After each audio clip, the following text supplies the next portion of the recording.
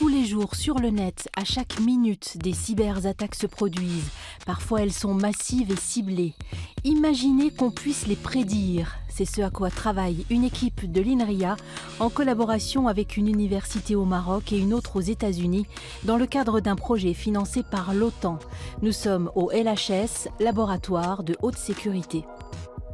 L'attaquant, il va d'abord rechercher ce qu'il va attaquer avant de l'attaquer. Donc déjà, si on voit des premières recherches vers les services qui vont être attaqués, ça va nous permettre justement de, entre guillemets, de voir les premiers symptômes d'une attaque future. Et donc on va voir ces premiers symptômes ou ces premiers signaux faibles qui vont nous permettre de prédire dans le futur avec des algos d'analyse ce qui va se passer. Pour observer les attaques, le LHS dispose d'outils très performants. Des pots de miel qui sont des leurs, faisant croire qu'ils sont des cibles faciles pour en réalité capturer des virus. Et des sondes qui permettent de voir passer les attaques en temps réel, un peu comme un scanner. On va écouter ce qui se passe sur Internet, ce qu'on appelle le bruit ou la radiation sur Internet. Et donc, ce qu'on voit ici, c'est tous les paquets qui arrivent chez nous. On va voir qu'un attaquant recherche quelque chose de particulier, un port particulier, puisqu'ici on a une vision en fait où on voit les machines qui sont visées et les ports qui sont en fait les services qui sont visés. Ça va être les grandes masses de données qui vont correspondre en fait à des grandes attaques.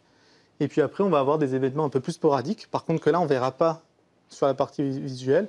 Et là, c'est là où nos algos en fait justement entrent en jeu. Ils vont chercher justement les informations un peu plus précises, un grain un peu plus fin sur ce qui se passe. Des algorithmes complexes capables de repérer ces fameux signaux faibles, des signes avant-coureurs d'une attaque imminente. D'autres signaux ou symptômes peuvent être observés et analysés. Les deux autres équipes ont une plus grande compétence justement dans l'analyse de réseaux, et notamment de réseaux sociaux.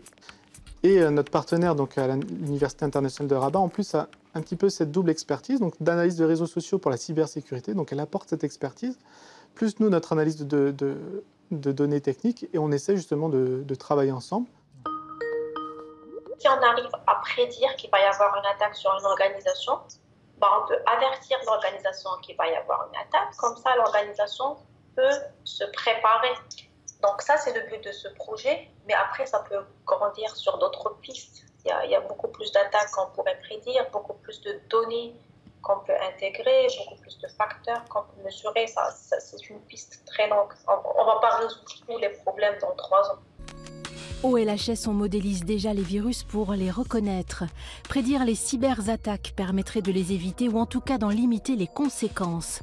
Pour le grand public, on peut imaginer une sorte de page météo du net avec des informations sur les risques de gros temps sur la planète web.